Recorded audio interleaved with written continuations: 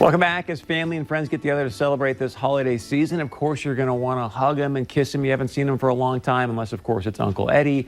But then you got to remember that you might be catching a cold or the flu. So join us today, Dr. Hanson, a pediatrician over at Stanford. Great to have you back on the show.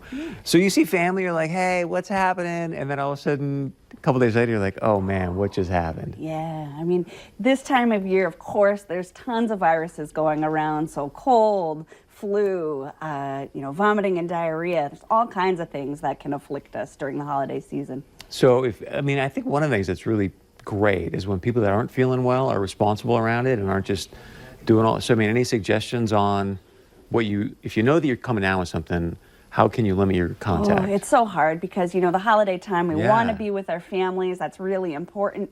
But if you're feeling sick, you love your family. You want to protect them from illness as much as possible. So definitely, if you have a fever, if you have an uncontrolled cough, if you are actively having stomach symptoms, it's probably a day you should sit out and stay home.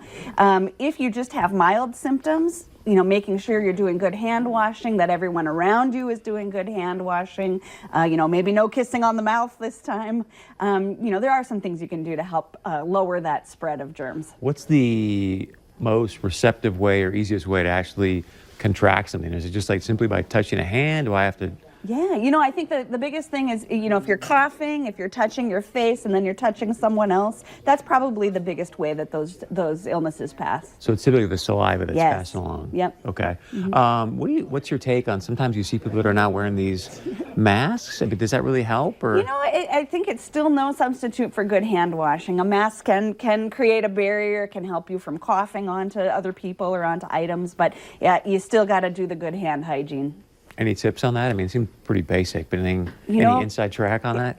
Good warm water soap, a good old-fashioned scrub, after coming in from outside, before you eat. That's really important. If you don't have access to a sink, really handy, just use some hand sanitizer.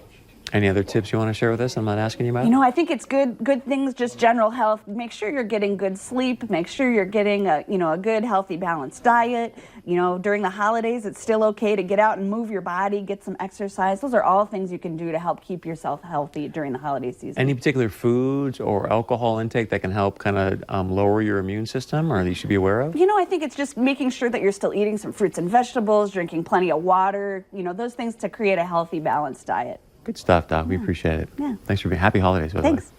All right, stick around. We got much more coming up right after this.